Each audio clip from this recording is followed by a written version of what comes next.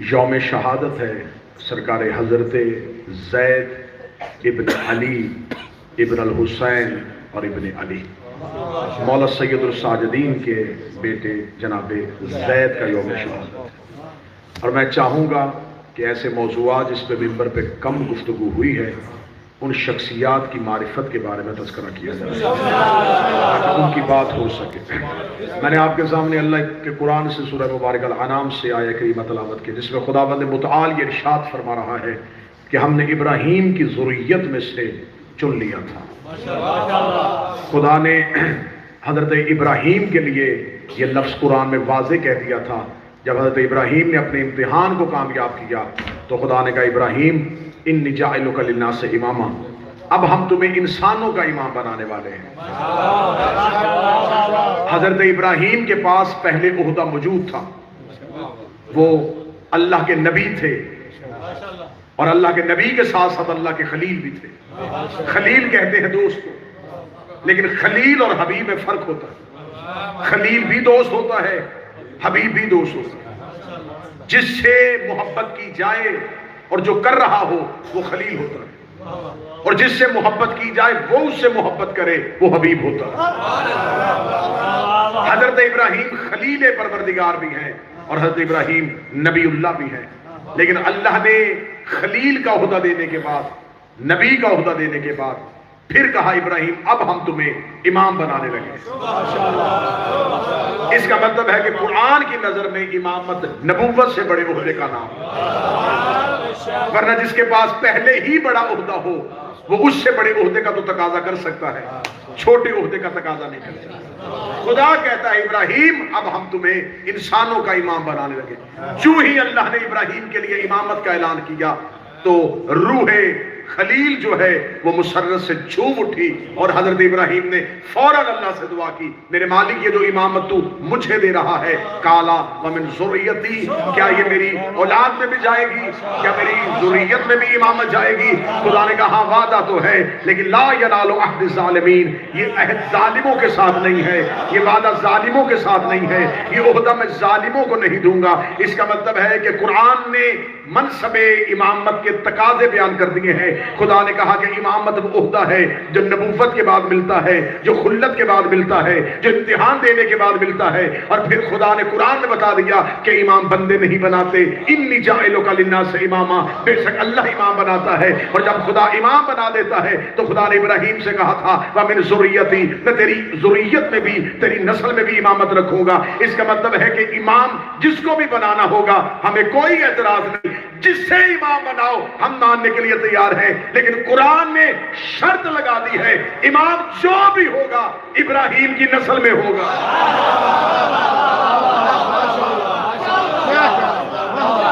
نسل ابراہیم میں امام ہوگا۔ اب آپ جسے امام بنانا چاہیں ہمیں کوئی اعتراض نہیں، لیکن شرط ہے اولاد ابراہیم میں سے۔ اور خدا کہتا ہے یہ عہدہ ظالموں کو نہیں ملے گا، یہ میرا وعدہ ظالموں کے ساتھ نہیں ہے۔ تو آؤ پہلے پوچھتے ہیں قرآن سے کہ ظالم کسے کہتے ہیں؟ کسی کو تھپڑ مارنے کا نام ظلم نہیں ہے، کسی کا گریبان پکڑنے کا نام ظلم نہیں ہے۔ قرآن ظلم کی تعریف کرتا ہے کسی کو حق بنتا ہو اور وہ نہ دیا جائے اسے ظالم کہتے ہیں، کسی کا حق بنتا ہو اور اسے نہ دیا جائے وہ ظالم ہوتا ہے۔ اور خدا نے کہا ہے کہ ظالم کبھی امام نہیں ہوتا، تو جو میرا حق نہ دے قرآن اسے ظالم کہتا ہے، تو جو بطول کا حق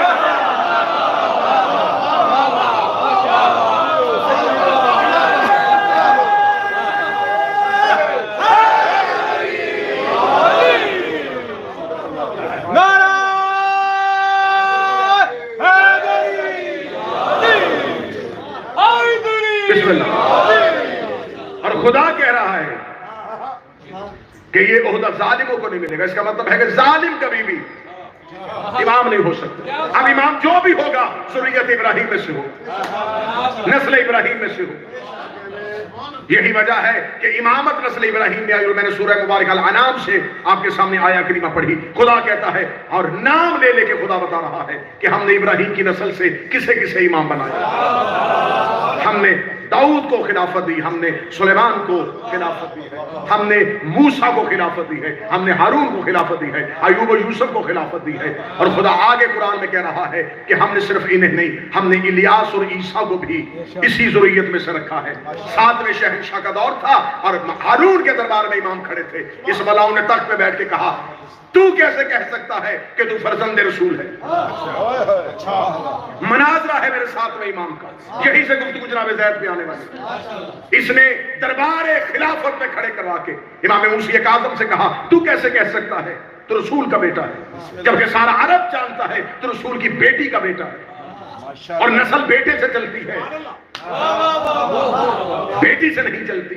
रसूल का कोई बेटा नहीं था और बेटी की नस्ल रसूल की नस्ल नहीं है। हम रसूल के चचा की औलाद होने के बावजूद हजरत अब्बास इब्न अब्दुल मुत्तलिब की औलाद होने के लिए फिर जो अब्बासी होंगे वो कहलवा सकते हैं कि ये नस्ल रसूल है।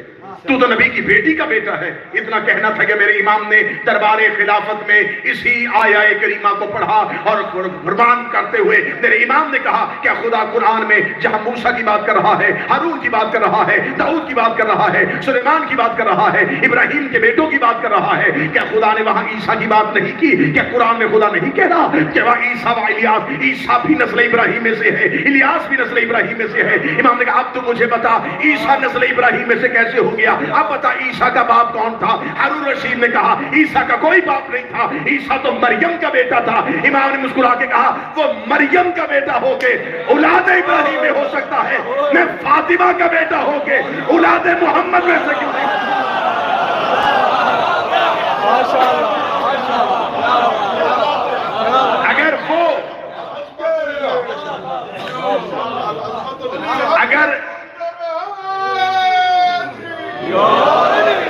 अगर ईसा मरियम का बेटा होके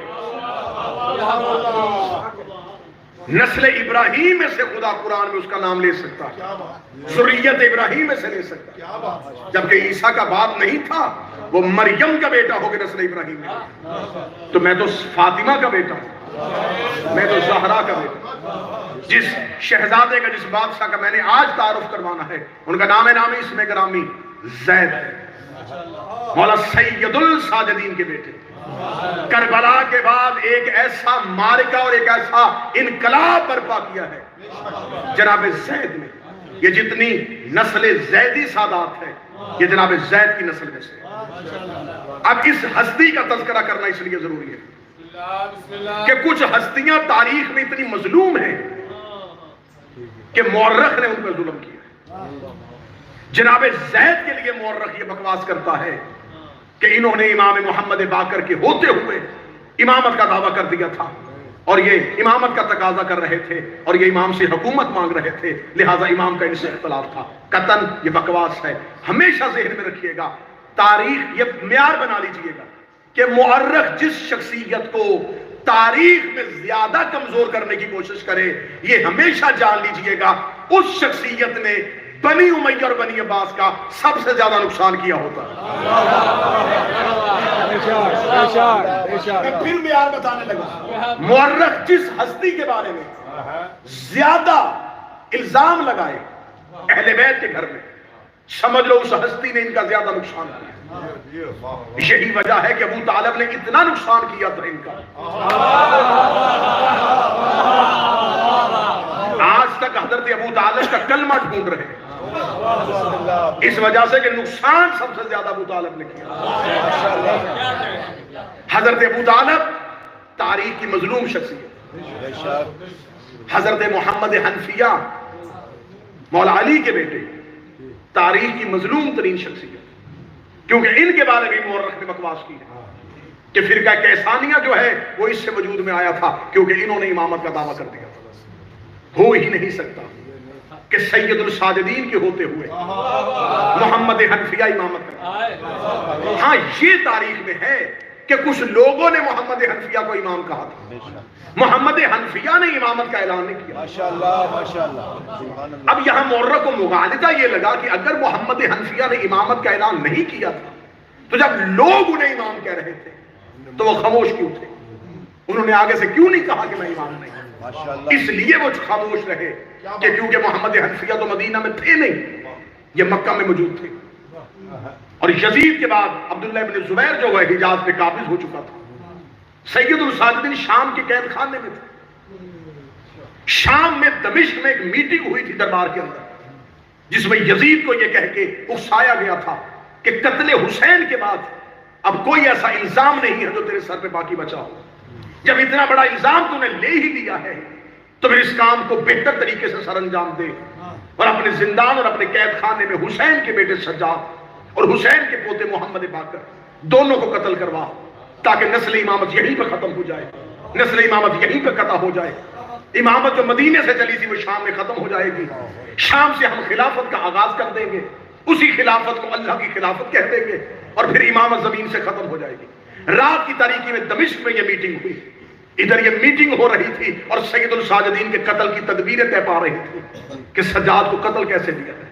ادھر مدینے میں چند لوگوں کے ذہن میں یہ مغالطہ پیدا ہو گیا کہ کیونکہ امامت علی کے بیٹوں کا حق ہے، امامت حسن کے بعد حسن کی اولاد میں نہیں آئی، اسی کے چھوٹے بھائی حسین کے ہاتھ میں آئی.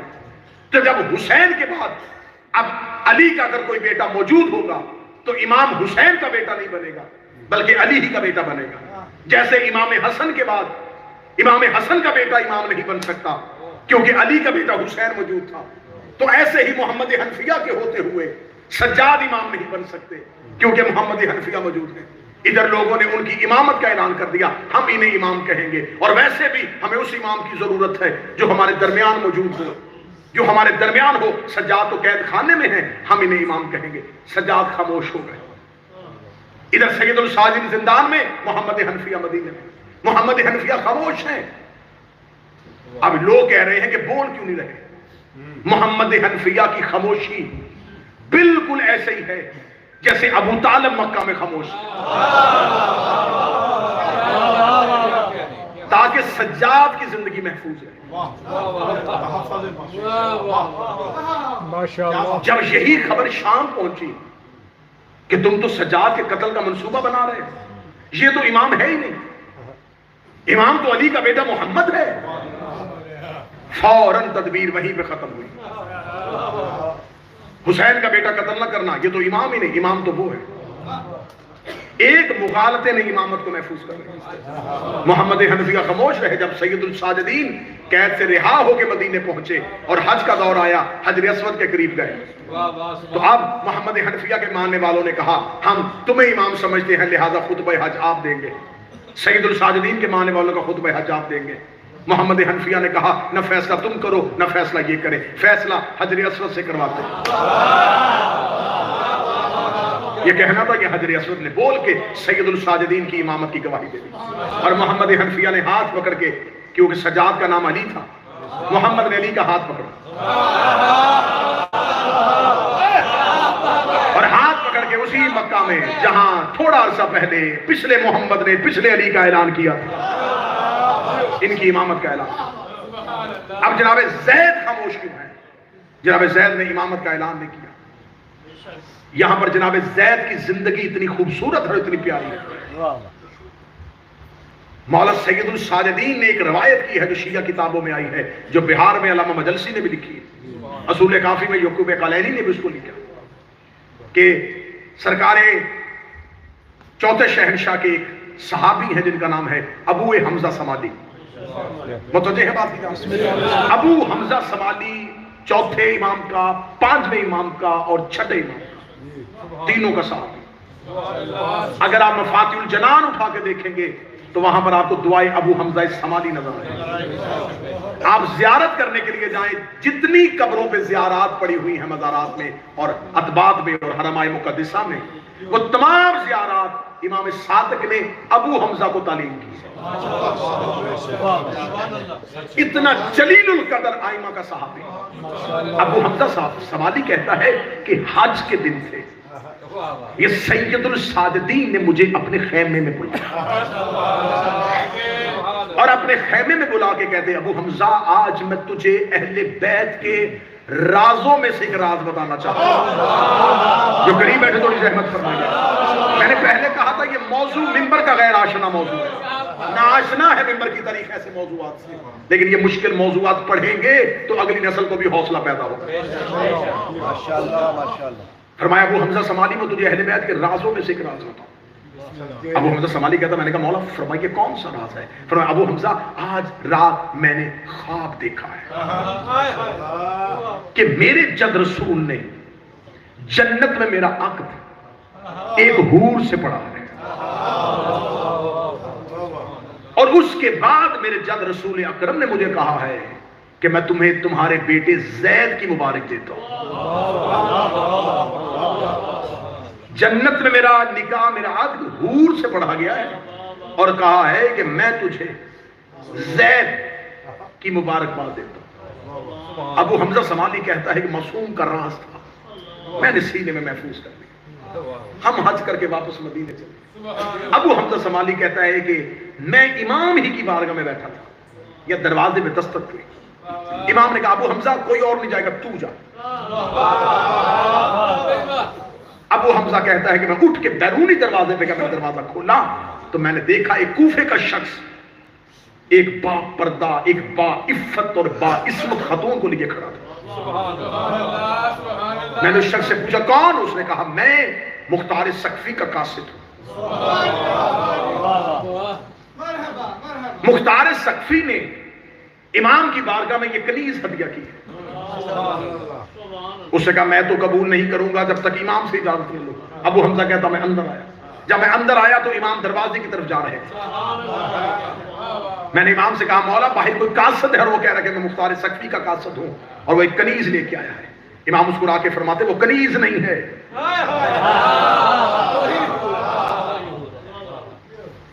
اب اس کے بارے میں کتابیں کہتی ہیں کہ مختار سقفی یہ کہتا ہے کہ مجھے جب میں قیدی لے کے آ رہا تھا تو میرے دربار میں ایک خاتون آئی جس نے مجھے کہا کہ مجھے زمین کے سب سے باعزت فرد سے ملاقات کی تمنا ہے،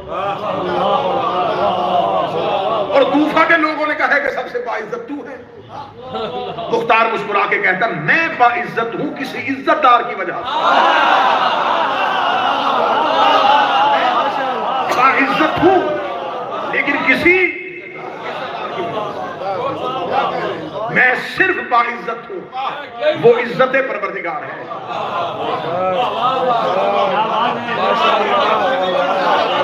میں صرف باعزت ہوں اور وہ عزت پروردگار ہے کیونکہ اللہ نے قرآن میں انہیں عزت کہہ کے بلایا ہوا.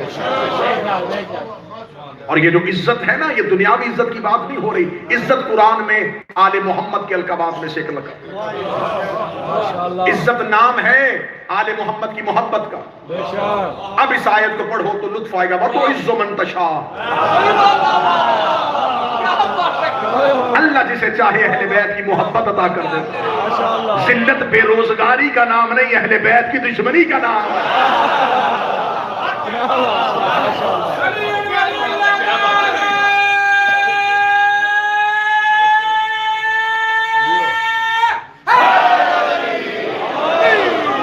عزت نام ہے اہل بیت کی محبت، ذلت نام ہے اہل بیت کی دشمنی. میرے پاس تو مجھے باعزت سمجھتی ہے، میں کسی کی وجہ سے عزت دار. اور فوراً امام مختار نے قاصد کو کہا فوراً لے جا امام کی بارگاہ. امام نے دروازے پہ آ کے استقبال کیا. ابو حمزہ سمالی کہتے ہیں کہ امام اسے لے کے آئے. جو ہی امام اسے گھر کے اندر لے کے آئے تو اس مستور نے امام سے کہا مجھے حوریہ کہتے ہیں. آج بھی زید کی والدہ کا نام حوریہ لکھا ہو. حورا یا حوریہ کوئی تیسرا نام نہیں ہے. اور تاریخ بالکل خاموش ہے. کون تھی، کہاں سے آئی تھی، کس قبیلے سے تعلق رکھتی تھی، کوئی نہیں جانتا. میں پوری ذمہ داری کے ساتھ کہہ رہا ہوں آپ جناب زید کی والدہ کے بارے میں پوچھیں. عرب قبیلوں میں تھے، قبائل میں تھے. ہو ہی نہیں سکتا تھا کہ کوئی کسی کی پہچان رکھتا. اس وقت علم الانساب کے ماہر ہر قبیلے کے اندر بیٹھے ہوتے تھے. کیوں کہا یہ آل محمد کے گھر کے رازوں میں سے ایک راز ہے کہ اس گھر میں کچھ شہزادیاں ایسے آتی ہیں کہ جو اتفاق سے نہیں آتی، انتخاب سے آتی ہیں.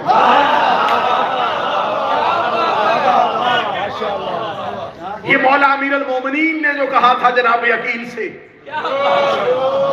مجھے ایک بہادر خاندان چاہیے، یہ انتخاب امیر المومنین تھا.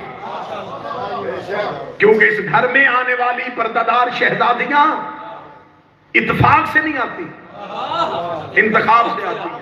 مجھے خدا کی عزت کی قسم ہے، جی چاہتا ہے کہ کبھی زمانے کے سامنے اہل بیت کے گھر کی معرفت ایسے کھول کے پڑھی جائے۔ ہمیں فخر ہے کہ اللہ نے آل محمد جیسے ہادی عطا کیے ہیں۔ میرے پہلے امام کی والدہ گرامی کا اسم گرامی فاطمہ بنت اسد، میرے دوسرے مولا کی والدہ کا اسم گرامی فاطمہ بنت محمد، میرے تیسرے مولا کی والدہ کا اسم گرامی نامی اسم گرامی بھی فاطمہ بنت محمد ہے، میرے چوتھے امام کی والدہ کا اسم گرامی شہر بانو ہے، میرے پانچویں امام کی والدہ کا اسم گرامی جو ہے وہ جناب فاطمہ بنت حسن ہے، میرے چھٹے امام کی والدہ گرامی کا اسم گرامی جو ہے، میرے چھٹے شہنشاہ کی والدہ گرامی ان کا اسم گرامی جو ہے وہ جناب حمیدہ خاتون ہے، ساتویں امام کی والدہ کا اسم گرامی نجمہ خاتون ہے، آٹھویں امام کی والدہ گرامی کا سبیکہ خاتون ہے، سمانہ خاتون ہے، حدیثہ خاتون ہے، سلیلہ خاتون ہے، اور آخری کی امام کے والدہ کا اسم گرامی نرجس خاتون ہے۔ امام ایسے ہونے چاہیے، ماؤں کے نام بھی ممبر پہ لو تو شرمندگی نہ ہو۔ دنیا کے پیر ایسے ہیں کہ باپ کا نام بھی ممبر پہ نہیں لیا جا سکتا۔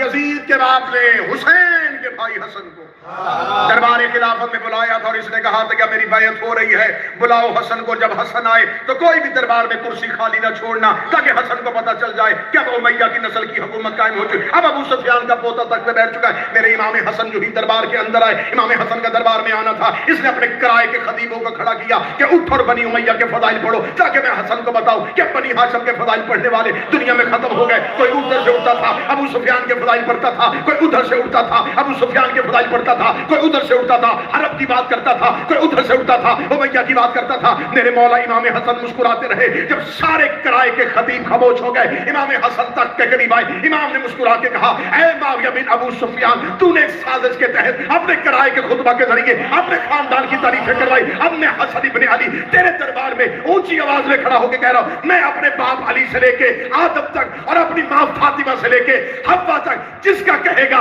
تخت میں کھڑا ہو کے نام بھی بتاؤں گا، شجرہ بھی بتاؤں گا، کردار بھی بتاؤں گا۔ اگر تم میں جرت ہے اپنے پیچھے کھڑے سپاہی کے کان کے اندر اپنی ماں کا کردار پڑھ کے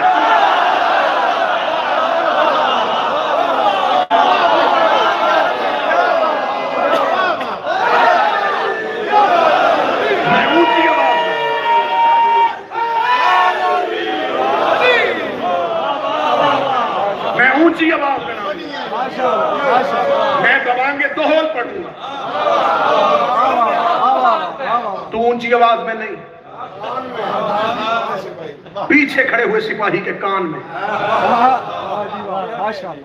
امام ایسے ہونے چاہیے، ماؤں کا شجرہ بھی پڑھو تو شرمندگی یہاں کوئی بھی رشتہ زبردستی نہیں دیا گیا۔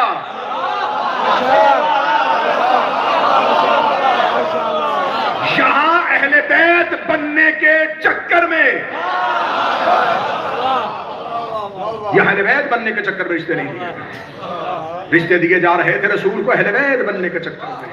خدا نے کہا میرا حبیب نے رشتے دے کے تھک تو جانے دے، پھر میں تجھے حکم دوں گا کہ یہ اپنی نساء لے کے آئے، تو اپنی نساء لے کے آ، تو اکیلی فاطمہ اپنے گھر سے لے کے جانا تاکہ میں زمانے کو بتاؤں اہل بیت محمد کے رشتہ داروں کا نہیں، زہرا کے رشتہ داروں کا نام۔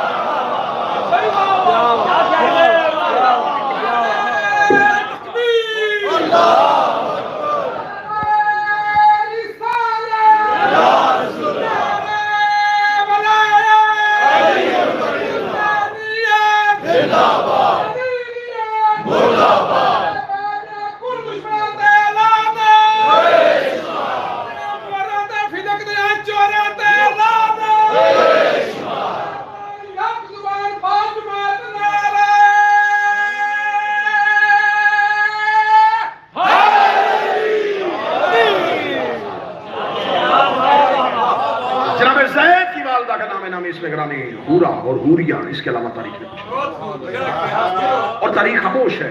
ये बीबी कौन थी, कहां से आई थी, अभी तक मौरख इसकी खोज नहीं लगा सका। खोज लगाना मुमकिन भी नहीं था क्योंकि इमाम का ख्वाब सामने था कि अल्लाह ने शादी कर दी है और बेटे का नाम भी तजवीज पा चुका है। आप 12वें इमाम की वालदा की हिस्ट्री पढ़ेंगे तो आपको यही कहानी सुनने मिलेगी। वो 11वें इमाम का बशर बिन सुलेमान को वो पर्दा फरोशों के पास वो रुक्का दे के भेजना और शहजादी नरजस का इस्तकबाल करना। ये इज्जतदार मस्तूरात, इज्जतदार शहजादियां कहां से आ रही थी, कहां मुकीम थी। हम तो हमारे पास मालूमात की कमी है तो हम मिंबर पे वही किताबों के वही अंबार और वही सहारे लेते हैं कि हमें मजबूरन कहना पड़ता है कि फिजा हबश के रहने वाली थी।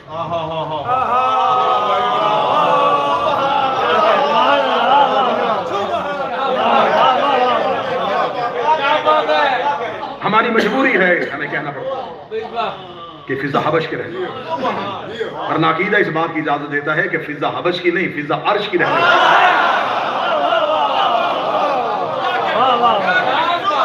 सलमान मोहम्मदी से मुफाखरा करते हुए जनाब फिजा ने कहा था, सलमान मुझसे बराबरी न किया था।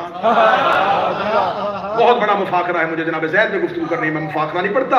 जनाब फिजा ने कहा, सलमान मुझसे मुफाखरा न किया कर। सलमान ने कहा, फिजा मेरे सीने पे मिन्ना अहले बैत है। फरमाया, मुझे ये अम्मा कह के बुलाते हैं।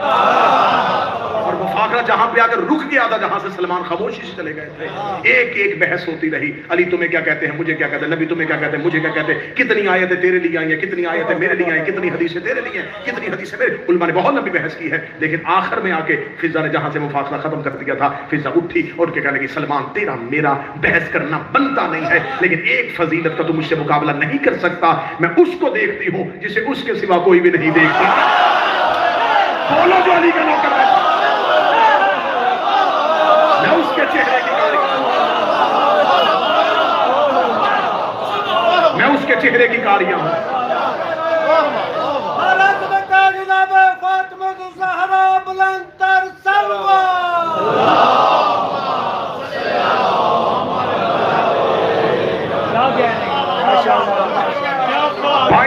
लिखे हैं तारीखों ने। और फिजा ने कहा था, सलमान तू मस्जिद में उसके पास बैठता है जिससे जबरील बात करता है, मैं उसके हुजरे में रहती हूं जिससे तौहीद बात करता है।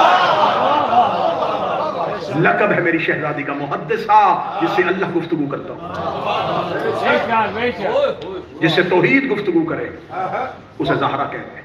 जिससे बात करने के लिए अल्लाह जबरील के वसीला भी ना कबूल करे।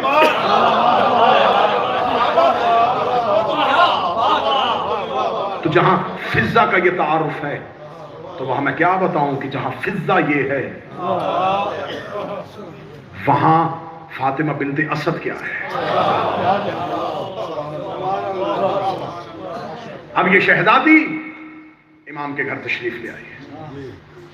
इस शहजादी के यहां अल्लाह ने जो बेटा अता किया है उसका नाम नामी इसमें ग्रामी जनाब ज़ैद है। ज़ैद बिन अली इब्न अल हुसैन, मौला सैयदुल साजिदीन के बेटे जनाब ज़ैद। अब मुझे जनाब ज़ैद पे बात करनी है कि जनाब ज़ैद की तारीख में इसके बारे में है कि ये वो शहजादा है जिसका नाम जमीन पे आने से पहले नबी ने बता दिया था। रसूल अल्लाह के जिंदगी में ज़ैद बिन हारिसा जिसका नाम कुरान में आया था, ज़ैद बिन हारिसा को रसूल ने महफिल में बैठे कहां, अब इमाम हुसैन, फिर इमाम हुसैन का बेटा अली, फिर अली का बेटा ज़ैद, कितना सफर अभी बाकी है। और इस हालत में आपने अपनी महफिल में बैठे हुए ज़ैद बिन हारिसा को बुलाया और कहा ज़ैद। ज़ैद ने कहा लबैक या रसूल अल्लाह। रसूल मुस्कुराए। थोड़ी देर बाद ज़ैद लबैक या रसूल अल्लाह। सहाबा ने कहा या रसूल अल्लाह, आप हर दफा काम ज़ैद ही को क्यों कहते हैं? फरमाया मुझे ज़ैद तेरे नाम से बड़ा प्यार है। ये हदीस है, ज़ैद मुझे तेरे नाम से बड़ा प्यार है। रसूल कह रहे हैं अभी हुसैन का बचपन है, मुझे तेरे नाम से बहुत प्यार। या रसूल अल्लाह मेरे नाम से मोहब्बत की वजह, फरमाया मेरी नस्ल में से एक बच्चा होगा जिसका नाम ज़ैद है। मौला अमीर अल मोमिनीन की जनाब ज़ैद से मोहब्बत की बहुत से वाक़ियात मिलते हैं कि कूफा में शाही और बाबे कनासा जहां पे जनाब ज़ैद को सूली लटकाया गया था वहां पे जाके अली रोया करते थे। اور فرمایا میری نسل میں سے ایک فرد ہوگا جسے اس باپ کے ساتھ خون لٹکایا جائے گا۔ مولا امیر المومنین کی محبت، رسالت امام کی محبت، جناب سیدہ کی محبت جناب زید کے ساتھ یہ تھی۔ جناب زید کو اہل بیت کہا کرتے تھے قرآن کا ساتھی، ان کا لقب تھا حلیف القرآن، قرآن کا صحابی، قرآن جس کے ساتھ ہمیشہ رہتا۔ 5 دفعہ زندان میں بھیجا گیا، اور 5 دفعہ جب جناب زید زندان سے باہر آتے تھے زندان کے سارے قیدی حافظ قرآن ہو جاتے تھے۔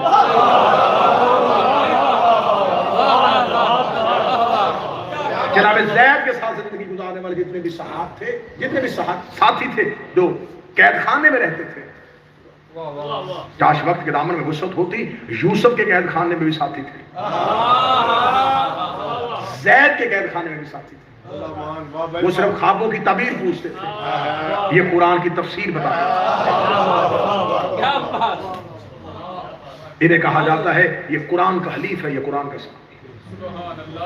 علم فقہ پہ، علم قرآن پہ اتنی دسترس تھی جناب زید کو۔ اب جناب زید کا انقلاب کب شروع ہوا؟ جناب زید نے یہ انقلاب کیسے برپا کیا، قیام کیسے کیا؟ جناب زید شبیہ ابو الفضل العباس تھے، ذرت میں ابو الفضل العباس تھے۔ ادھر حشام بن عبد الملک کا دور آ چکا تھا مولانا،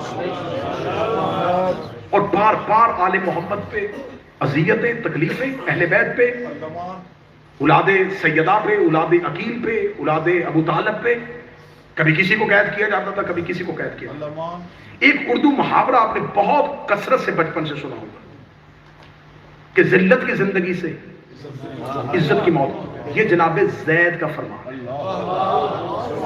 اسے لوگ کوئی شیخ سعدی کے ساتھ کر دیتا ہے، کوئی کسی کے ساتھ کر دیتا ہے، یہ صرف فرمان نہیں، یہ جناب زید کا نعرہ تھا۔ ماشاءاللہ۔ جب جناب زید کو بار بار بلایا جاتا تھا، بار بار، جناب زید رہتے تھے مدینہ میں اور انہیں دوبارہ طلب کر لیا جاتا تھا، انہیں شام بلا لیا جاتا تھا۔ جناب زید شام پہنچے تو اس ملعون نے جناب زید کو کافی دیر دربار میں کھڑا رکھا ہے شام میں، اور کافی دیر کے بعد اس نے کہا یہ کون ہے جو مدینے سے جس کو لے کے آئے؟ انہوں نے کہا یہ علی بن الحسین کا بیٹا۔ کہنے لگا اچھا اچھا یہ اس کنیز کا بیٹا ہے۔ اس نے دربار میں جناب زید کو تانا دیا۔ جناب زید کی جرأت دیکھیے گا، جناب زید نے دربار میں کھڑے ہو کے کہا تو نے مجھے کہا ہے کہ میں کنیز کا بیٹا ہوں، بتا تو ابراہیم کی ماں ہاجرہ کے بارے میں کیا کہے گا؟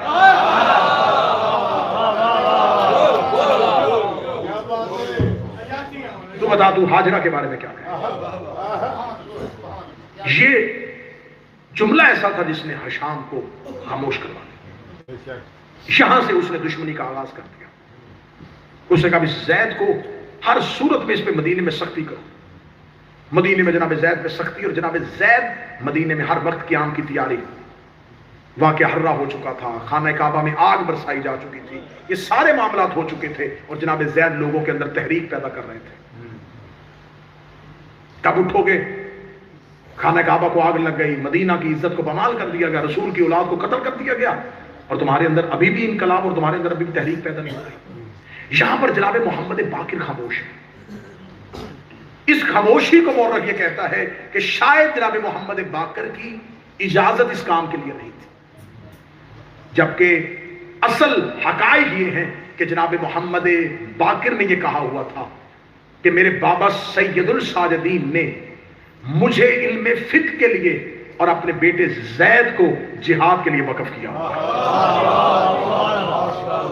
تلوار کا جو بھی فیصلہ ہوگا وہ زید کرے گا، جنگ کا فیصلہ میں محمد باقر نہیں کروں گا، جنگ کا فیصلہ زید کرے گا، جبکہ جناب باقر سے چھوٹے تھے، کم سن تھے۔ اب یہاں پر میں بڑی جلدی ختم کروں گا۔ یہاں پر ایک مدینہ کا، ایک کوفہ کا ایک حاکم تھا جس کا نام یوسف تھا، کیونکہ کوفہ اہل بیت کو بار بار کوفہ بلایا جاتا تھا اور دمشق رپورٹ کی جاتی تھی ہے شام۔ یوسف نامی ایک شخص جو تھا وہ کوفہ کا گورنر تھا۔ جب یہ گورنر تھا تو اس نے انتہائی دولت اکٹھی کی، اس نے اپنے آپ کو اتنا امیر کر لیا تھا کہ خبر ہے شام کو پہنچی کہ جس کو کوفے کا گورنر بنایا ہے وہ اتنی دولت اکٹھی کر چکا ہے کہ ان قریب وہ تیری حکومت کو ختم کر دے گا۔ اس نے وہاں خالد الکسری کو وہاں پر بھیجا کہ تو جا کے وہاں پر اس سے پوچھ کہ اس نے اتنی دولت کیسے اکٹھی کر لی ہے۔ اب جب وہاں پر پہنچتے ہیں تو اس سے پوچھا جاتا ہے اور اس کو معزول کر دیا جاتا ہے، اس کو اس کے عہدے سے ہٹا دیا جاتا ہے. جب اس کو اس کے عہدے سے ہٹا دیا جاتا ہے اور اس سے پوچھا جاتا ہے کہ تو نے دولت کہاں پہ رکھی ہے، تو یہ کہتا ہے کہ میں نے اپنی ساری دولت زین العابدین کے بیٹے زید کو دی ہوئی ہے. یہ خبر ہشام کو پہنچتی ہے کہ وہ جو تیرا گورنر ہے وہ اپنی دولت اپنے پاس اکٹھی نہیں کر رہا، وہ زید ابن علی کو دے رہا. اسی کا فوراً زید کو گرفتار کرو، زید کو گرفتار کر کے کوفہ لاؤ. جب سپاہی جناب زید کو گرفتار کرنے کے لیے جاتے، جناب زید کہتے ہیں میرے پاس اس ملعون کی دولت کہ جو آل محمد پہ ظلم کرتا ہے، جو سریعام ممبروں پہ ہمیں گالیاں دلواتا ہے، کیا وہ اپنی دولت میرے گھر رکھے گا؟ انہوں نے کہا نہیں، اس نے یہ الزام لگایا ہے کہ اس کی دولت تیرے پاس ہے. اگر تیرے پاس خالد کی دولت نہیں ہے تو چل اور کوفہ میں جا کے اس کے سامنے جا کے بات کر. جب اس کو قید خانے سے نکال کے لایا جاتا ہے اس گورنر کو اور اسے کہا جاتا ہے کہ زید بن علی آ گیا ہے، بتا تو نے اپنی دولت اس سے رکھی ہے، تو وہ جناب زید کی طرف دیکھ کے دربار میں کھڑا ہو کے کہتا ہے میں تو اسے نہیں جانتا. تو حاکم کہتا ہے کہ تو کہہ رہا تھا کہ میں نے اپنی دولت زید کو دی ہے، تو زید آ گیا، بتا اس کے پاس تیری دولت ہے؟ اس کا نہیں، میں اسے نہیں جانتا، میری دولت تو اس کے پاس نہیں ہے.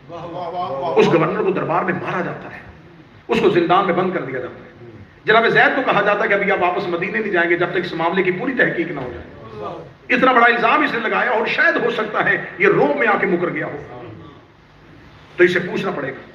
جناب زید کو بھی زندان میں بند کر دیا جاتا ہے، اس گورنر کو بھی زندان میں بند کر دیا. جناب زید رات کی تاریکی میں اس سے پوچھتے ہیں کہ اے بدبخت، جب تو ہمارا دشمن ہے تو نے اتنا بڑا الزام مجھ پہ کیوں لگایا کہ تو نے اپنی دولت میرے گھر میں چھپائی ہوئی ہے؟ اس نے کہا یہ الزام نہیں تھا، اس بات کے ذریعے میں اللہ سے توبہ کرنا چاہتا ہوں. جناب زید نے کہا اس بات سے تو اللہ سے توبہ کیسے کر سکتا ہے؟ اس نے کہا میں کسی نہ کسی بہانے سے تمہیں کوفہ بلانا چاہتا تھا، اس سے اچھا بہانہ کوئی نہیں تھا کہ میں تم پہ الزام لگاتا اور یہ تمہیں گرفتار کر کے کوفہ لاتے. کیونکہ میں کوفہ کا گورنر رہ چکا ہوں، مجھے کوفہ کے ایک ایک گھر کے اندر کی رپورٹ ہے. تمہیں میں نے اس لیے بلایا ہے کہ یہ تمہیں میرے ساتھ جیل میں بند کریں گے.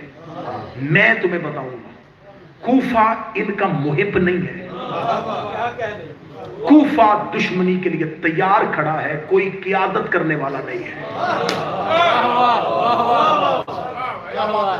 اگر تو کوفہ میں رک جائے اور کوفہ کی قیادت کر لے تو عبد الملک اور مروان کے بیٹوں کی حکومت ایک لمحے میں ختم ہو جائے گی. بس میرے پاس اور کچھ بھی نہیں تھا اللہ کی بارگاہ میں معافی مانگنے کے لیے. جتنے ظلم میں نے تمہارے اوپر کرنے تھے کیے، میں چاہتا تھا کہ میں تم تک یہ پیغام پہنچاؤں، شاید اسی وجہ سے اللہ مجھے معاف کر دے. جناب زید نے کہا تیرا معاملہ اللہ کی بارگاہ میں ہے تو خدا بڑا جبار القہار ہے. تیری نیت ہم سے محبت نہیں، ہشام سے دشمنی ہے، اور ذاتی دشمنیاں قیامت کے دن فائدہ نہیں دیں گی، ہماری محبت قیامت والے دن فائدہ. اگر یہ کام تو نے میری محبت میں کیا ہوتا تو یقیناً اللہ تمہیں نواز دیتا، لیکن یہ کام تو نے میری محبت میں نہیں کیا، یہ کام تو نے اپنی ذاتی دشمنی میں کیا ہے. لیکن باہر صورت جناب زید کوفہ میں مقیم ہو گئے. جب کوفہ میں مقیم ہو گئے جناب زید، تو جناب زید کو کوفہ میں مختلف لوگوں سے ملنا شروع ہوا. جناب زید نے ملتے ملتے کوفہ میں، کیونکہ اس سے پہلے کوفہ میں ایک تحریک، دو تحریکیں شروع ہوئی تھی. ایک سلیمان بن سرد خزائی نے شروع کی تھی جسے لشکر توابین کہتے ہیں، جنہوں نے جناب مختار سے پہلے خون حسین کا انتقام لینے کے لیے لشکر کشی کی تھی، لیکن وہ تحریک کامیاب نہ ہو سکی. پھر اس کے بعد جناب مختار بہت حد تک کامیاب ہو گئے اور امام حسین کے قاتلوں کو چن چن کے مارا گیا. لیکن پھر عبداللہ ابن زبیر کے بھائی مصعب بن زبیر کے ہاتھوں شہید ہو گئے اور ان کی حکومت بھی ختم ہو گئی. اب کوفہ میں لوگ موجود تھے، قیادت کرنے والا کوئی نہیں تھا. اور یہ حسین کے بیٹے سجاد کا وہ شیر بیٹا ہے کہ جس نے جب سارے کوفے میں 6 مہینے یا 1 سال رہ کے لوگوں کو اکٹھا کیا، اکٹھا کرنے کے بعد اس نے ہشام کو خبر پہنچائی کہ تو اپنے مخبر بھیج کے میری مخبری نہ کروا کہ میں کیا کرنے لگا ہوں. وہ مسلم بن عقیل تھے، وہ اکیلے آئے تھے اور تو اس کی مخبری کرواتا تھا. کہ مسلم کس کے گھر چھپا ہوا ہے؟ یہ سجاد کا وہ شیر بیٹا ہے، اس کو مثل عباس اس لیے کہا جاتا ہے۔ اس نے کہا شام میں تمہیں خط لکھ رہا ہوں، میں فلاں شیعہ کے گھر رہ رہا ہوں اور یکم سفر کو میں نے تیرے دربار پہ حملہ کرنا ہے۔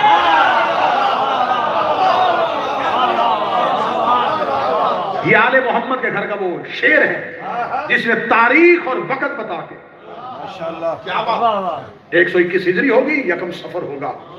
اور یہ اشعار اگر میں پڑھنے میں کامیاب ہو جاتا، جناب زید نے کہا تھا اپنے کوفے کی دیواریں اونچی کروا، کیا بات ہے، اپنے دارالعمارہ کے مینار اونچے کروا، کیا بات ہے، اگر تیری دیواروں میں ضرورت ہے تو مجھے روکے، میں یکم سفر کو تیرے دربار پہ حملہ کروں گا، میں تم سے کوفہ چھین کے رہوں گا۔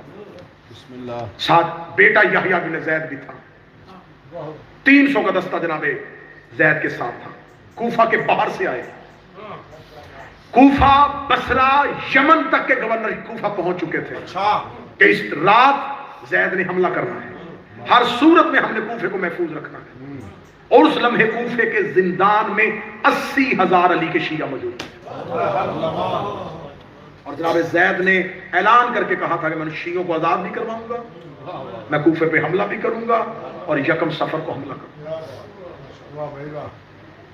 3 شہروں کے گورنر کوفہ کے باہر اپنے لشکر لے کے کھڑے تھے، کوفہ کی دیواروں کے اوپر تیر انداز بٹھائے ہوئے تھے، میناروں کے اوپر تیر انداز بٹھائے ہوئے تھے کہ کب باہر سے زید آئے گا اور حملہ کرے گا۔ کوفے کے دروازے بند کر دیے گئے تھے، کرفیو نافذ کر دیا گیا تھا کہ آج رات حسین کے بیٹے نے، سجاد کے بیٹے نے، علی کے لال نے حملہ کرنا ہے۔ پورا کوفہ کرفیو میں تھا اور یہ باہر دیکھ رہے تھے کہ کس رستے سے زید حملہ کرنے کے لیے آئے گا۔ ہم نے چاروں طرف سے کوفے کا حصار کر لیا گیا ہے، لیکن جو جناب زید کا نعرہ تھا العزت باللہ، عزت صرف اللہ کے لیے ہے، کوفہ والوں کی نیندیں اس وقت حرام ہو گئی جب یہ آواز کوفہ کے باہر سے نہیں، دارالعمارہ کے مینار سے آئی۔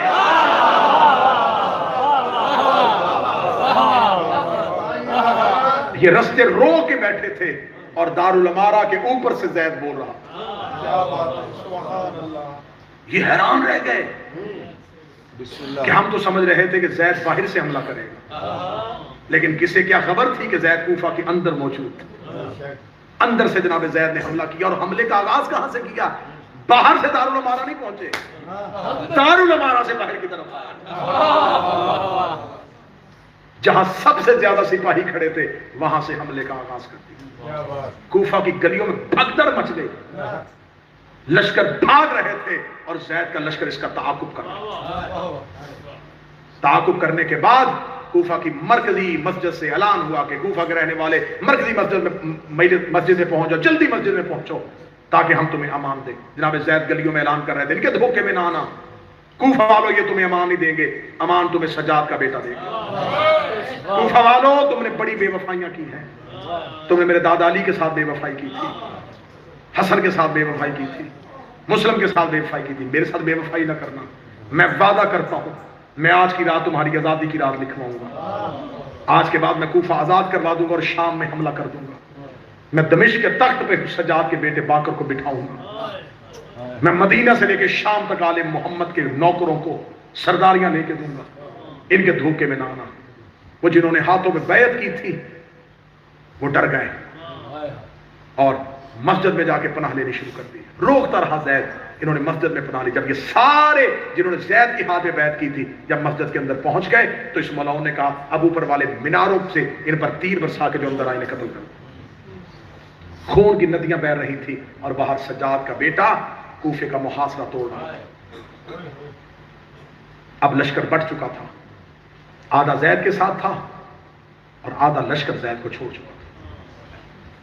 جناب زید گلیوں میں لڑتے لڑتے آواز دے رہے تھے یہ تم نے ہمارے ساتھ کوئی نیا کام نہیں کیا، مجھے خبر تھی تو مجھے تنہا چھوڑو گے، لیکن میں نے یہ قیام تمہاری آزادی کے لیے کیا تھا،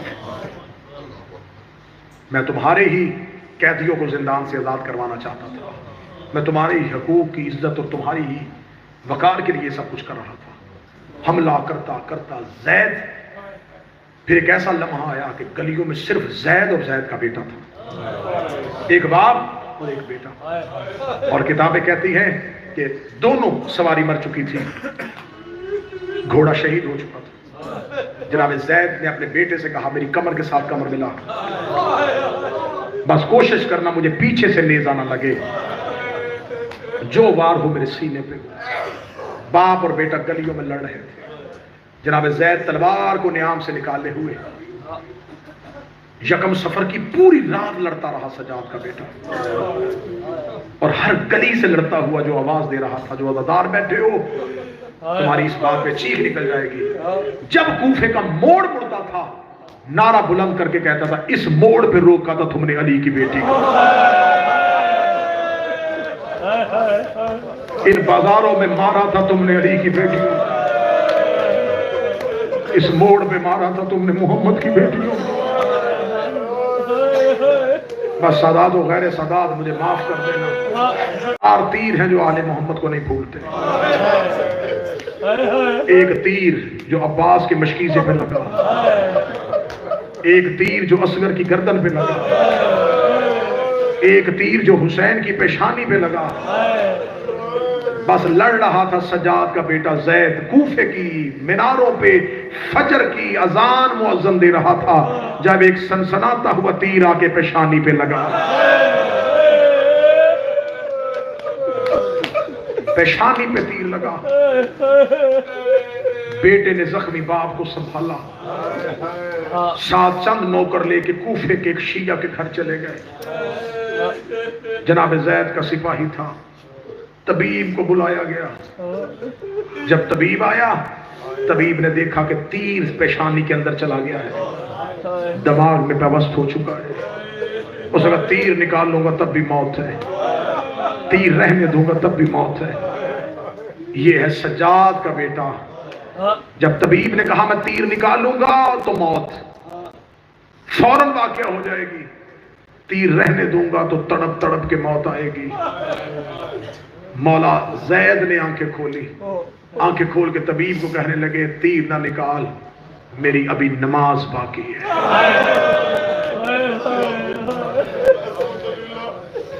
आए सादात हो गए सादात, मुझे माफ कर। नमाज सज्जाद की बड़ी मुश्किल थी, लेकिन मैं माफी मांग के दूंगा वो कैसे सजदा करे जिसकी पेशानी में तीर हो।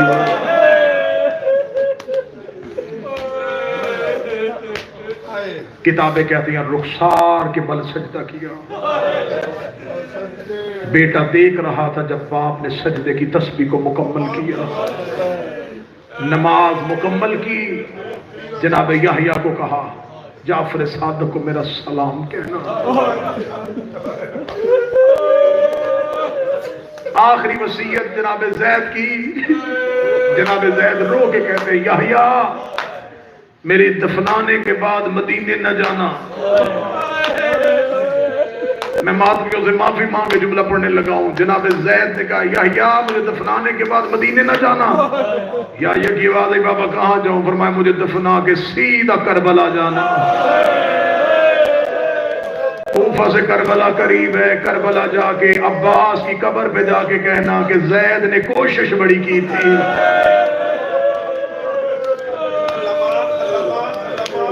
बेटा मेरी शहादत की खबर जाके हज़रत अबुल फज़ल अब्बास को देना। तबीब ने तीर खींचा और बाप का सर बेटे के जानों पे आया। ये जो आज 2 सफर की फजर थी, फजर के बाद कूफा में जनाब ज़ैद अपने बेटे याहिया की गोद में सर आया। याहिया गोद में बाबे का सर रख के कूफा में आसमान की तरफ देख के कह रहा था मेरे अल्लाह जो लगते थे वो मारे गए, जिनका दावा था वो छोड़ के चले गए। मेरे अल्लाह कूफे में मेरा कोई नहीं है, मुझे बता मैं अपना बाबा दफनाऊंगा।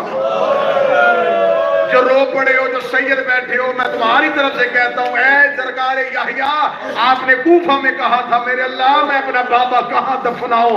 ये आपका हौसला था, लेकिन पुरसा है तेरे उस सज्जाद का जो शाम में कह रहा था मेरे अल्लाह मैं सकीना कहाँ दफनाऊं। बाबे की कब्र बनाना आसान था, बहन को कब्र बनाना बड़ा मुश्किल। बड़ी दर्दनाक शहादत है जनाब ज़ैद। ताबूत है। मैं दो जुमले जनाब सजाद के भी पढ़ूंगा, शहजादी फिजा का भी एक जुमला पढ़ दूंगा, ताकि कोई आंख खुश्क न यहाँ से उठे। जनाब ज़ैद अभी छोटे थे। जनाब ज़ैद देखते थे कि मेरा बाबा सजाद हर वक्त रोता है। एक दिन जनाब ज़ैद चलते चलते वहां आए जहां पर जवान भाई बाकर बैठा। जनाब बाकर की गोद, जनाब बाकर औलाद की तरह प्यार करते थे जनाब ज़ैद से।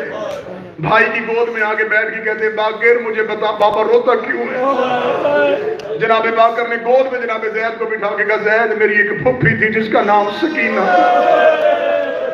मेरा बाबा सजाद उससे बड़ा प्यार करता था। ज़ैद वो शाम के जिंदान में मर गई थी। मैंने और मेरे बाप ने अंधेरी रात में कब्रिस्तान मुसाफरा में अपनी इस फुफ्फी की कब्र बनाई थी। ज़ैद मेरे बाबा के एक भाई था, नाम जिसका अली अकबर था। उसके सीने में पर्ची लगी थी, एक कासम था जिसके सेहरे पमाल हुए थे। जनाब ज़ैद ने बचपन में बाकर से करबला सुन ली। फिर उसके बाद किताबें कहती हैं ज़ैद हर लम्हा रोते थे। ज़ैद ने तलवार चलाना सीख ली। एक दिन वहां आया जहां मुसल्ले पे सजाद बैठे थे, रो के कहते बाबा मैंने तलवार चलाना सीख ली है। बाबा मेरा जी चाहता है कि मेरी पहली तलवार का हुनर आप देखें। बाबा दीवार पे खड़े हो, दरवाजे के साथ लग के खड़े हो। मैंने 50 मदीने के नौजवानों को बुलाया है, वो 50 मुझ पे हमला करेंगे, मैं अकेला तलवार से दिफा करूंगा। बाबा तो अपने ज़ैद की तलवार चलाना देखना। जनाब सजाद मुसल्ले से उठे, ज़ईफ बारीक सफेद दाढ़ी लहू रोने वाला इमाम उठ के आगे दरवाजे पे खड़ा हो गया। ज़ैद ने 50 नौजवानों से लड़ना शुरू किया। 50 के 50 जब चौक से दौड़ गए, जनाब ज़ैद ने पीछे मुड़ के देखा, मेरा बाबा मुझे दाद दे रहा होगा, मेरा बाबा मुझे मरहबा कह रहा होगा। ज़ैद ने मुड़ के देखा, सजाद जमीन पे गश खाए हुए थे। जनाब ज़ैद ने आगे मौला सजाद को उठाया, रोके का बाबा मैं तुझे तलवार दिखाने आया था, तेरे बेटे की तलवार कैसे चल रही है, बाबा अब गश क्यों खा गए। रो के कहते ज़ैद मैं भी लड़ना चाहता था, मुझे करबला में लड़ने किसी ने नहीं दिया, मैं भी तलवार लेके बार बार बाहर आता था।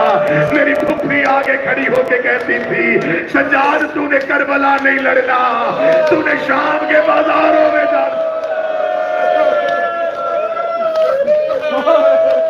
इसी 2 सफर की सुबह जनाब ज़ैद की शहादत हुई। मुझसे पूछो, सवाल करो कि आपने पूरी तकरीर जनाब ज़ैद पे की है, तो बताओ कब्र कहां है। पानी के अंदर दफनाया गया, पानी के अंदर, पानी का गड्ढा, उसमें से पानी निकाल के पानी के अंदर कब्र बनाई गई। मुझसे पूछो क्यों पानी के अंदर दफनाया, इशारा करूं तो समझ आओगे। शाह याकूब बाबे की कब्र का वही डर था जो करबला में हुसैन को अस्कर की कब्र जो जनाब सजाद को पुरसा देने आए पानी के अंदर दफना दिया गया। अब मुझ पे सवाल करो, बच गई कब्र? मल्लाओं ने कहा मुझे हर सूरत में ज़ैद की लाश। वो जो तबीब तीर निकालने के लिए आया था, उसका एक गुलाम उसके साथ आया था। वो कहता मैंने एक जख्मी को इस घर से जाते हुए देखा है। वो जख्मी था लेकिन उसके बाद उसका लाशा उठा के लेके गए।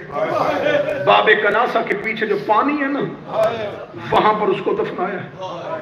इन्होंने पानी खुश्क करवाया, इन्होंने कब्र के अंदर से जनाब ज़ैद की लाश निकाली। सख्त मजमून है, मिंबर पे नहीं पढ़ा जाता, लेकिन मैं तेरे रोने के लिए पढ़ रहा हूं। लाश सिर्फ निकाली नहीं, इन्होंने कूफे की गलियों में लाश को घसीटा,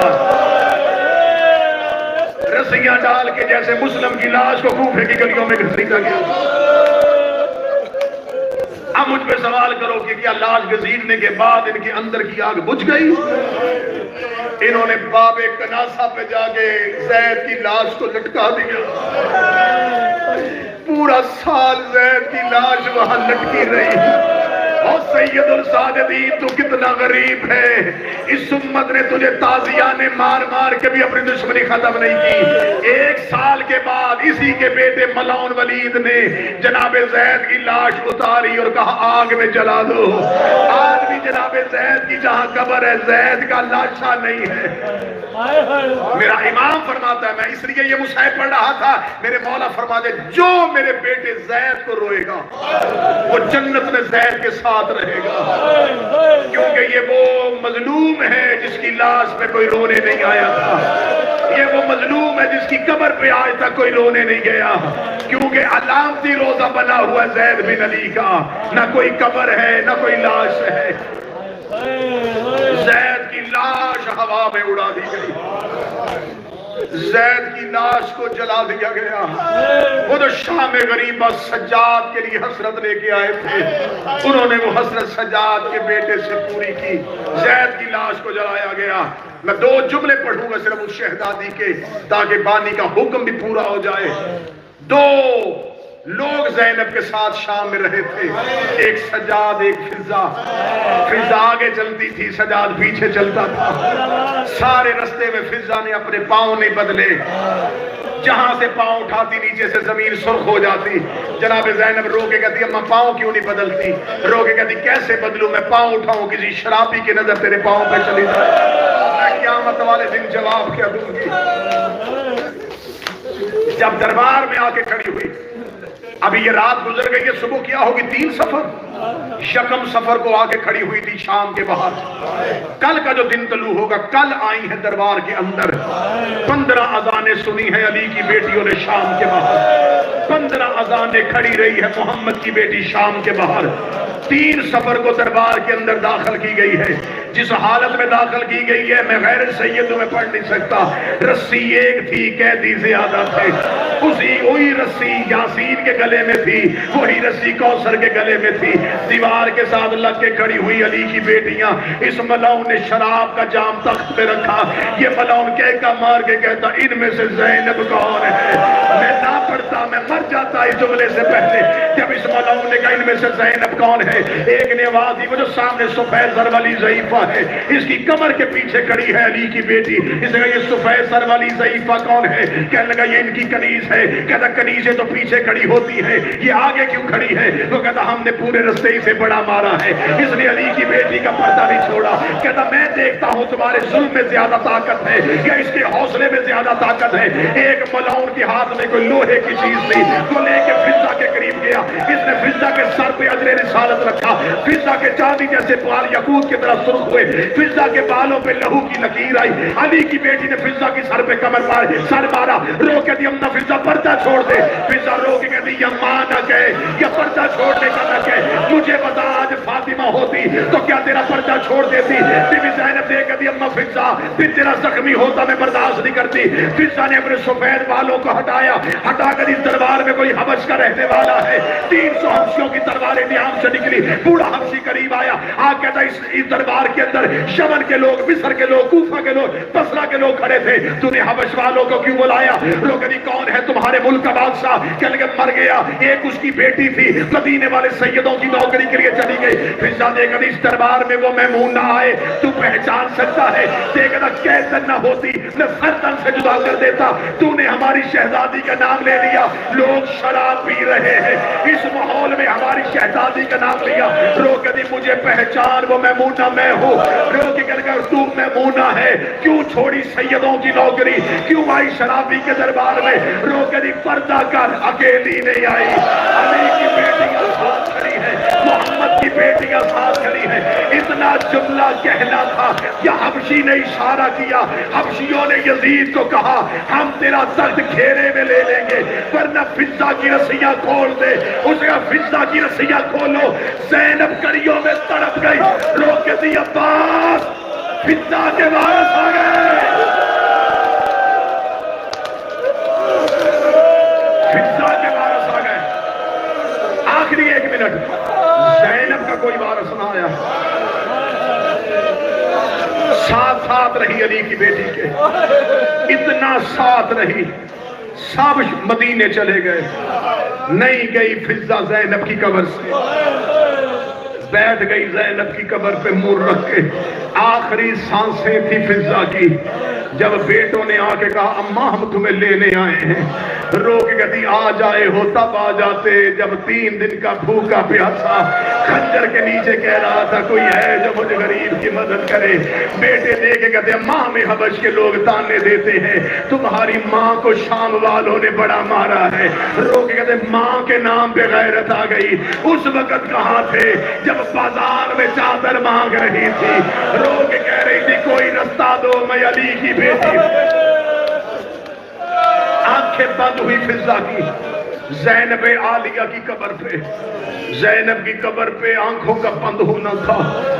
میں نہیں کہوں گا کہ جنگل سے لکڑیاں لے کے آئے، میں نہیں کہوں گا کہ تیمم کروایا، غسل کے لیے پانی نہیں ملا، نہ زہرا کی کنیز تھی، حسین کی ماں تھی، مریم و آسیہ و سارہ و حوا اتری، کوثر کا پانی لایا گیا، فضا کو غسل دیا گیا، جنگل میں حسین کی ماں کا جنازہ تیار ہوا، بیٹے جنازے کی سب باندھ رہے تھے، یا کوئی غریب بوڑھا چلتا ہوا آ رہا تھا، آگے کہنے لگا پیچھے ہٹو مجھے جنازہ پڑھانے دو، دیکھے کہنے لگا تو کون ہے، آواز آئی میں محمد باقر آ گیا ہوں، محمد باقر کا نام آنا تھا، فضا نے اپنے کفن سے آنکھیں کھولی، رو کے کہتی بابا نے تجھے بھیجا ہے، خود سجاد آ جاتا میں ایک بار تیرے بابے کا چہرہ دیکھ لیتی، جناب باقر فضا کی میت پہ گر گئے، رو کے دے ماں مجبوری بن گئی ہے،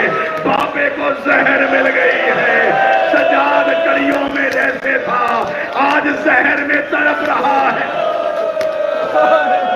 اماں جو تیرے ساتھ آخری 1 منٹ ہے، اماں جو تیرے ساتھ رہتا تھا، اماں میرے بابے کو 20 محرم کی زہر مل گئی ہے، آج 5واں دن ہے، میرا بابا زہر سے تڑپ رہا ہے، اماں تیری تدفین کے بعد مجھے بابا دفنانے کے لیے مدینے جانا ہے، اماں میں بابا کو اس حال میں چھوڑ کے آیا ہوں، مجھے کہتے باقر میری فکر نہ کر، جنگل میں میری ماں مر گئی ہے، جا جلدی کر فضا کے سرحانے پہنچ، جناب فضا کا جنازہ تیار ہوا، بیٹوں نے امام سے اجازت لی، ہمیں ماں کا جنازہ حبش لے کے جانا ہے، ماں کا جنازہ لے کے چل رہے تھے، زینب کی قبر سے گزرتے گزرتے جب قبرستان مسافرہ میں سے فضا کا جنازہ گزرا، ایک چھوٹی سی قبر سے 2 قیدی ہاتھ باہر آئے، آواز آئی اماں تو مجھے چھوڑ کے نہ جا، اماں مجھے قبر میں شمر سے ڈر لگ رہا ہے، فضا کی آواز آئی اتارو میرا جنازہ، مجھے سکینہ کے پہلو میں دفنا دو، اور میرے حسین کے سینے کا طویل ماتم حسین